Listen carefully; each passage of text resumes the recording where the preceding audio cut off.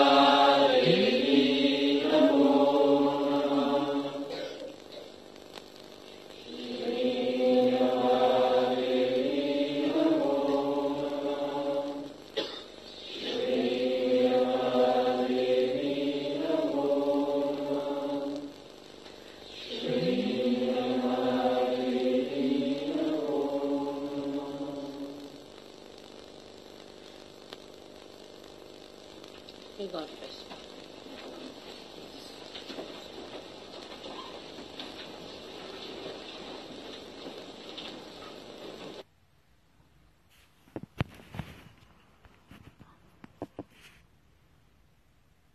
Let's do one mantra to Shri Ganesha.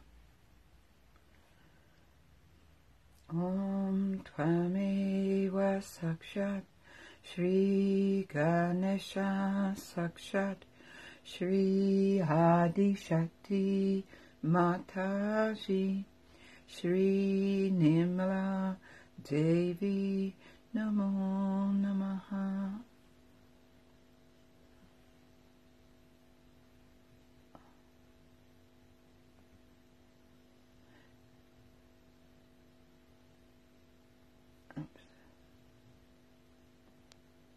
So you are here as saviors and you have the power of Shri Ganesha which is to be used. So today's puja is specially to be done with a prayer in your heart that Shri Ganesha, please be kind and merciful and forgiving that you manifest within ourselves.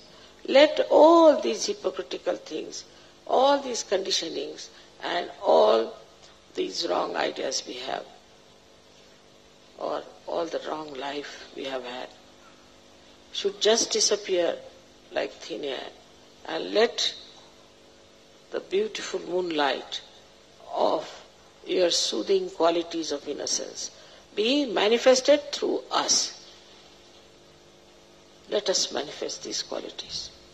This is what is to be asked today. So please be careful, very careful about it, that you again make your Muladhara very healthy and powerful. May God bless.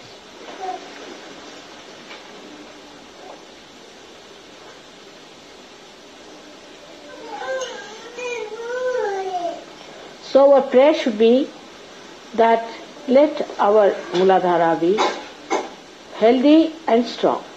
That's all. Let's pray.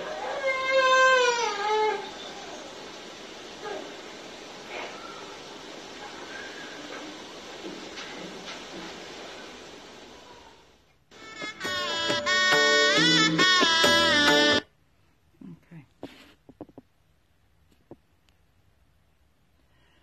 Let's bring our attention up to our void. And here within our void, on the left side, let's say, Shri Mataji, by your grace, I am my own Guru. Shri Mataji, by your grace, I am my own Guru.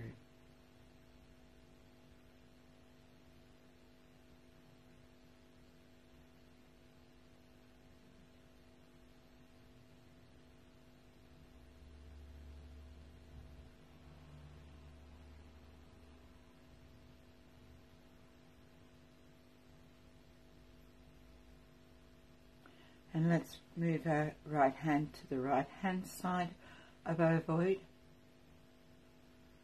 And here we'll say, Shri Mataji, you are my Guru.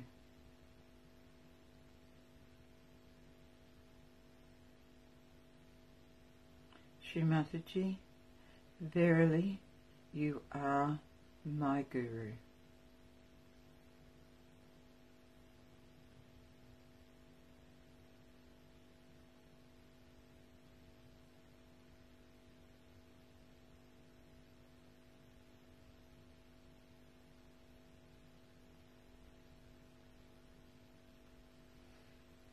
And let's just rotate our hand around that void area and just ask, Shri Mataji, please establish within me the strengths and the qualities of the 10 Adi Gurus.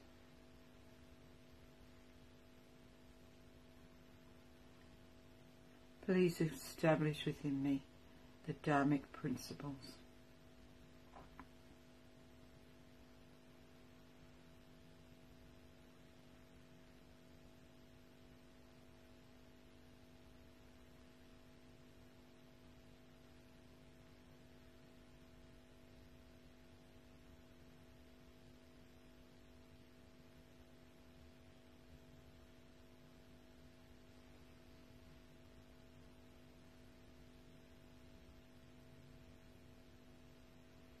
We're now going to listen to a talk from 1984 in Switzerland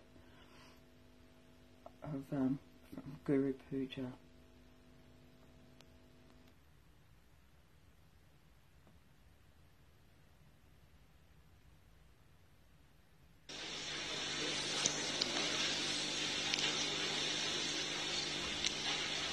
I bow to all the Sahajogis of the world.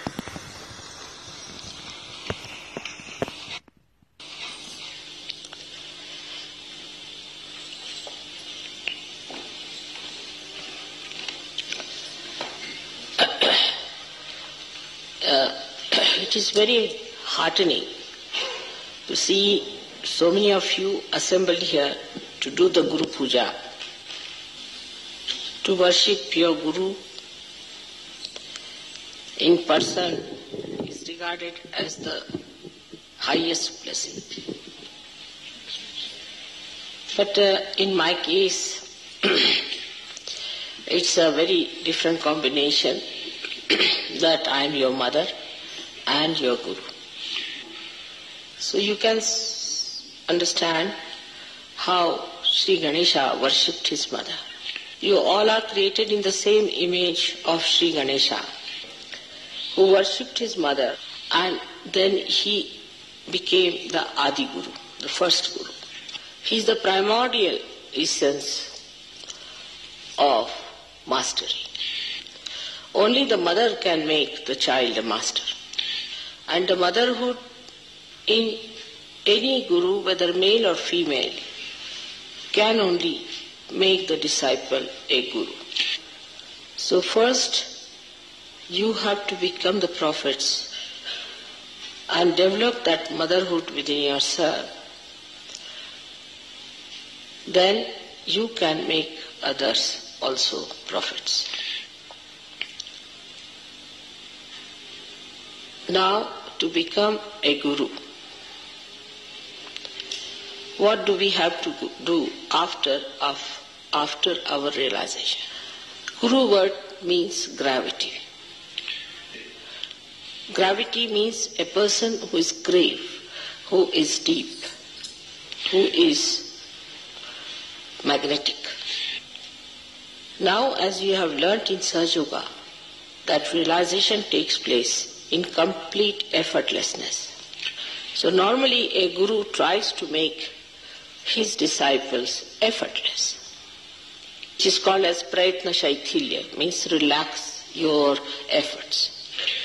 Without doing anything, you got your prayatna shaithilya, otherwise kundalini would not have risen. Then the second stage is vichara shaithilya, the thoughtless awareness. This also you got it without doing anything.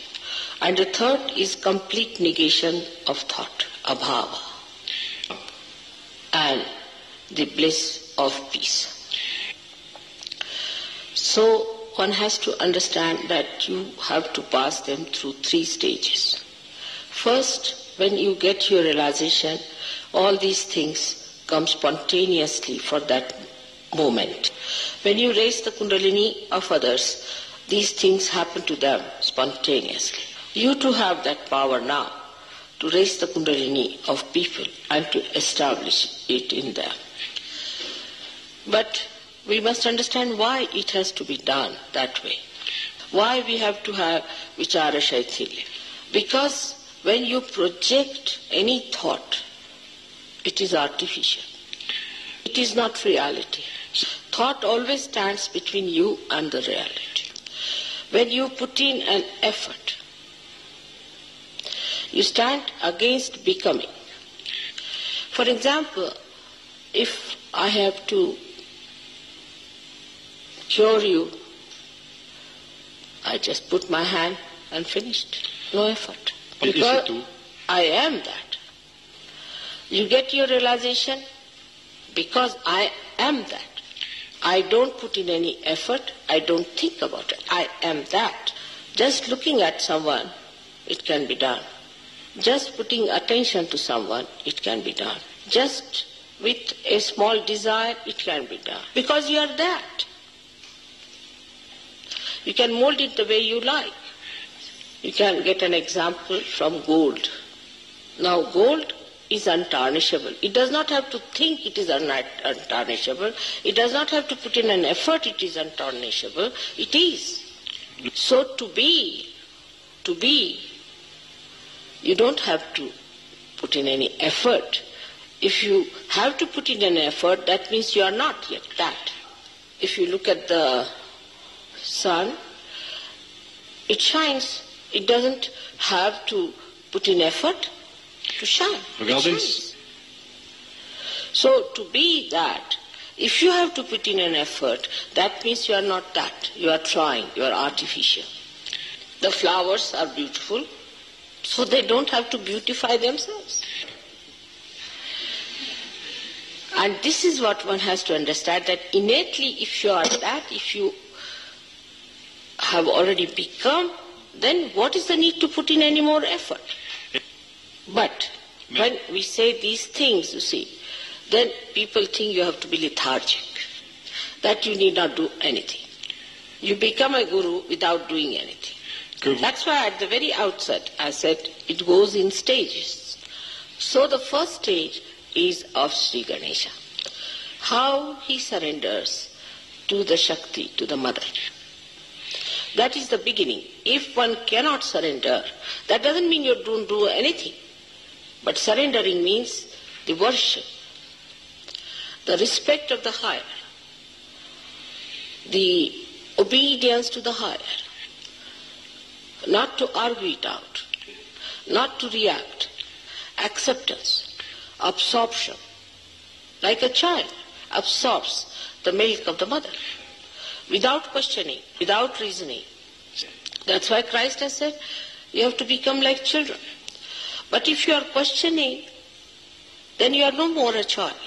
So first is the state which you have to develop, is the childlike state. But child, which is a realized child, which has to have a gravity. If you can develop childhood first, then everything takes proper course. Because maturity cannot take place unless and until you start from the very beginning. And gravity means maturity, not frivolousness. So now the quality of Ganesha, as you know, is that he has viveka, means he has discretion. He has means he is discretion. So try to develop your discretion power, so that Sri Ganesha gives you the wisdom, subuddhi, wisdom. And this is why you have to have a dependence on Sri Ganesha. So at this point, you have to make a negation of efforts.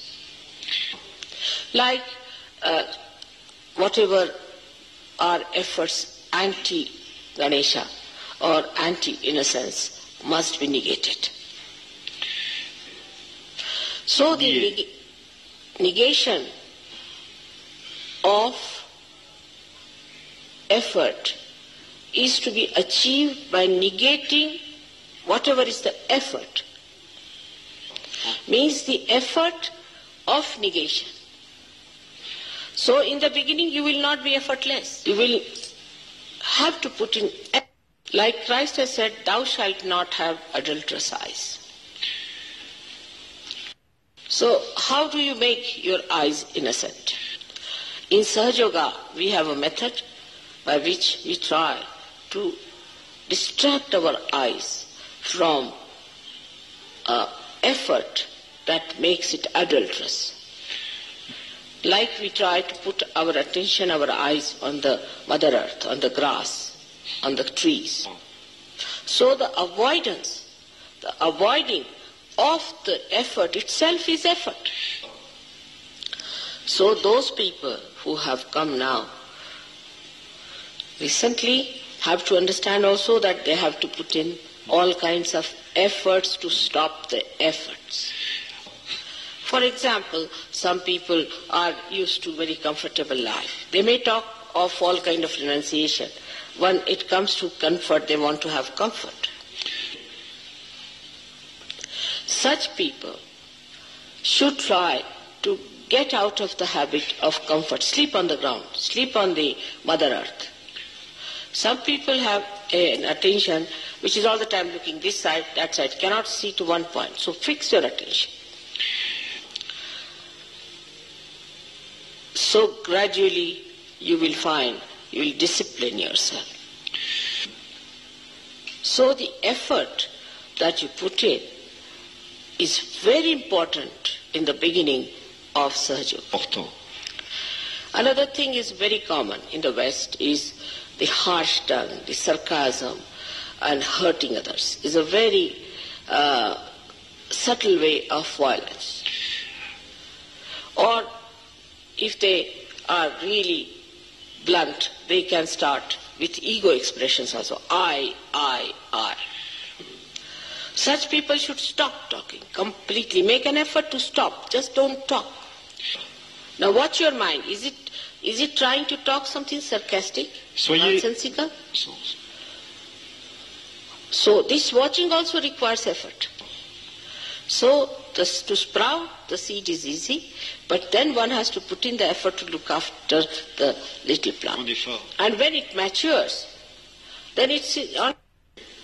So the effort should be made to protect yourself against the mind which you have built in through your ego or superego that goes into the wrong direction of effort. But sometimes be very careful. You have to be discreet. And the best way to be safe on discretion is to keep in the center. Never go to any extreme of anything. For example, some people are fond of music, say. So they'll go on after the music part of it. Some people say are fond of poetry. Then they'll go after the poetry. There is nothing wrong in it. But whatever you achieve in all these things must be brought back to the collective and must be enjoyed by everyone, and you should also enjoy what others have. For example, somebody is a very learned man and a dry person. So he has to make an effort to make himself sweet. So try to neutralize your extreme nature by coming in the center. And the best way to say is, I like everything. The way you keep me, I'm happy in that. And to suggest to yourself that I am the peace. Suggest, auto-suggest. I am the satisfaction. I am the dignity. Try to impose these artificialities upon yourself of these virtues and righteousness. And then ask yourself, if I am dignified, how can I do such a thing? Ask yourself. You judge yourself with those. For example, somebody is a miserly person and he says, oh, you must be generous. Then you call him a hypocrite. But supposing the miserly, you see, questions himself, then he is not a hypocrite. So when you put all these artificial so-called values upon yourself, sort of a goal, and then try to achieve that goal through your own effort, then you become that. So automatically you criticize yourself and you don't criticize others. And you know what's wrong with you. Because what's the use of knowing what's wrong with others? It is like England trying to improve the conditions in India and India trying to improve the conditions in England. But in this also, human brain has an escape. When they want to criticize themselves, they find a pouch called the left Vishuddhi and become settled there. The more cunning you are, the more clever you are, the worse is the left Vishuddhi. Then you put everything there, settle down nicely to stagnate, to get all kinds of filth in it, and to be settled with yourself nicely. It's like any lousy housewife. She takes all the dirt of the house and all that and piles up into a room, locks it up, and thinks, oh, she has been very efficient. You have to face it and you have to correct it and see to it. And that's how you become powerful. Because if your machinery is out of gear, what's the use of improving somebody else's machinery? And when your machinery is out of gear, you put it in a lock and key and lock it up and say, now it's all right. Or you blame somebody because of this, because of that, something else other than it. Thank God to Sahaja Yoga today that you all have got realization, so I don't have to do all that cleaning. You can do yourself. So in short, you become your own guru to begin with. You try to tell yourself, separate yourself from yourself and say, hello, sir, how are you now? Come along. But in Sahaja Yoga, you see, people suddenly assume, you see, a big sort of ego nonsense, and they think they are big gurus, you see, big great people, avadutas. And if you ask them, they say, Mother, I loved you very much. So they think if they loved me, then it is my duty that I should really keep you clean. That's not the attitude of a guru. What guru does is to purify himself and others and give those flowers to the deity. Till you all become gurus, I am your guru. But once you become the guru, then I become your deity. Jusqu'à ce que, Shri Mataji, please, could you repeat? Till they are not yet gurus, I am their guru. Till they reach that state. Once they become the guru, then I am their deity. Like all the gurus, we can say Muhammad Sahib, he talked of Allahu Akbar. He talked of the Holy Ghost. He talked of the resurrection because he was a guru. And whatever he had to say, he said it with full confidence, pointing out towards the point where he looks or where he gets his guidance from.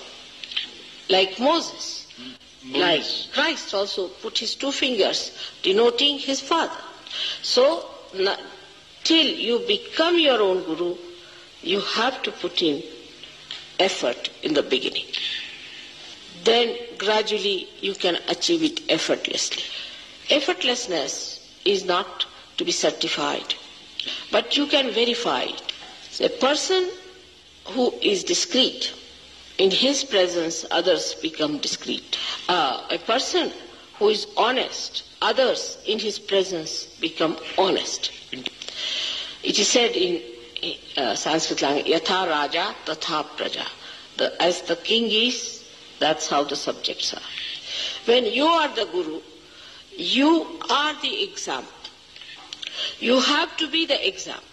Now, I have seen people who are gurus, who call themselves gurus in different varieties and different type of lives, like professors, teachers, you can call them, not spiritual gurus. They too, when they try to follow a mundane type of life, not of something exceptional, then their disciples lose faith in them.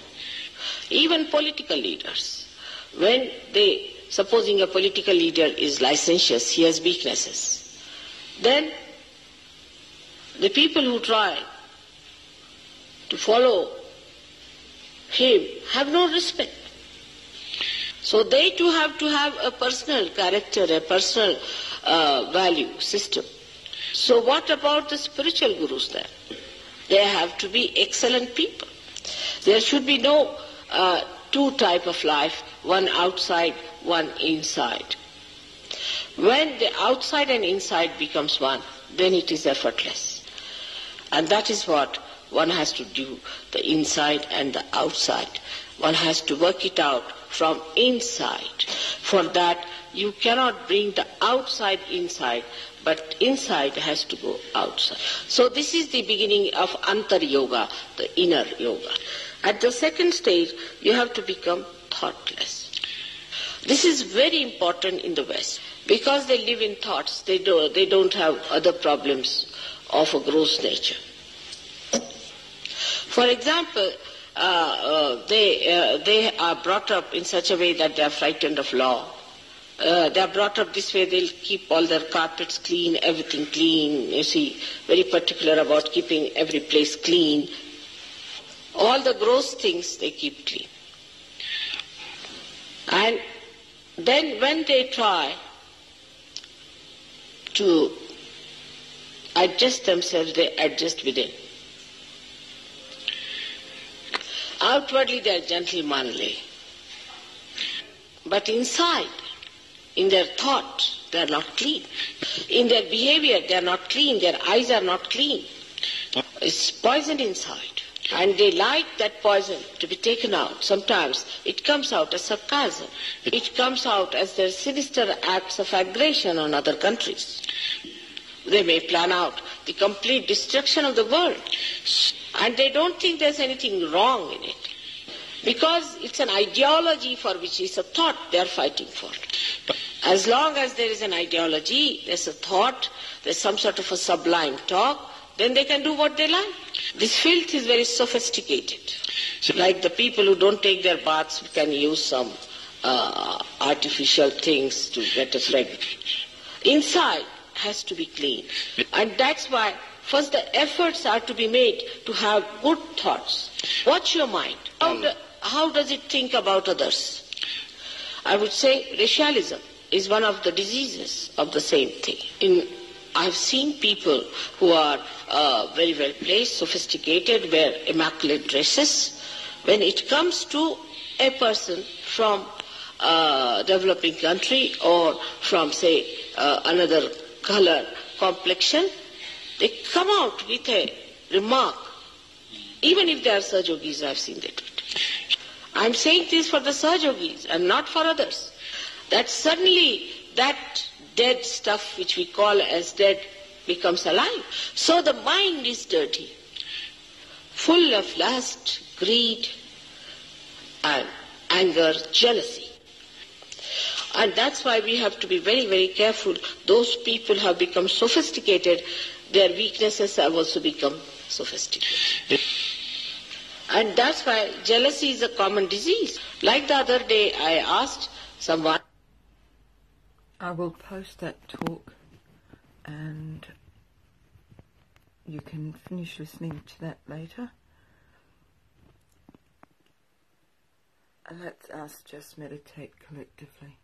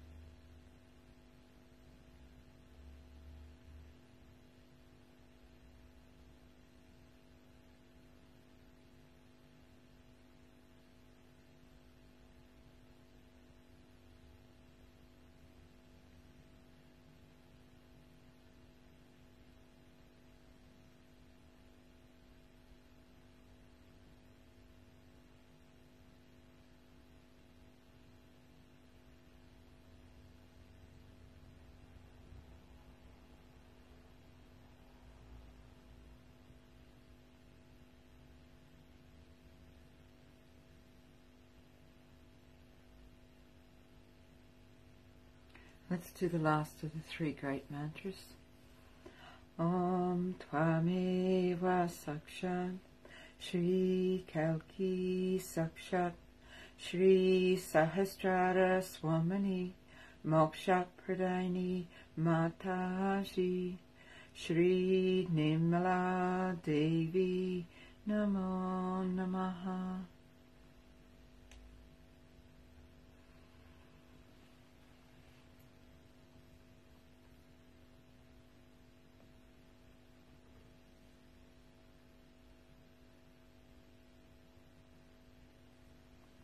I'll put on some flute music